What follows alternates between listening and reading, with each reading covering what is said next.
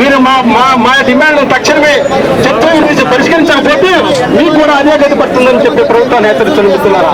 కాబట్టి రాష్ట్ర ఫ్యాప్టో పిలుపు మేరకు నెల్లూరు అన్ని జిల్లాల తాలూకా అన్ని జిల్లాల కేంద్రాల్లో ఫ్యాప్టో ధర్నాని టికెటింగ్ని ఈరోజు నిర్వహిస్తున్నాము. ఇది ప్రధానంగా 12 PRCని వెంటనే ప్రకటించాలని, 30% మధ్యంతర భృతిని ఇవ్వాలని, 4 పెండింగ్ డిఏలను ప్రకటించాలని, టెట్ని రద్దు చేయాలని ప్రధాన 4 డిమాండ్లతో ఈరోజు మేము ప్రభుత్వానికి తెలియజేస్తున్నాము.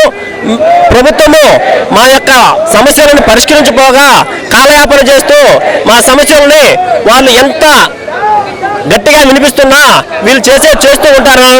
కానీ మా యొక్క ఉపాధ్యాయుల యొక్క గత ప్రభుత్వాలు ఏం చేశాయో అందరికీ తెలుసు. వీళ్ళకు కూడా తొందరలో ఏం చేస్తారో తెలుస్తుంది. కాబట్టి మా యొక్క డిమాండ్లను తక్షణమే తొందరగా విడుదల చేసి మా యొక్క న్యాయబద్ధమైన కోరికలను తీర్చాలని ఫ్యాప్టో తరఫున మేము డిమాండ్ చేస్తున్నాం సార్. Thank you sir.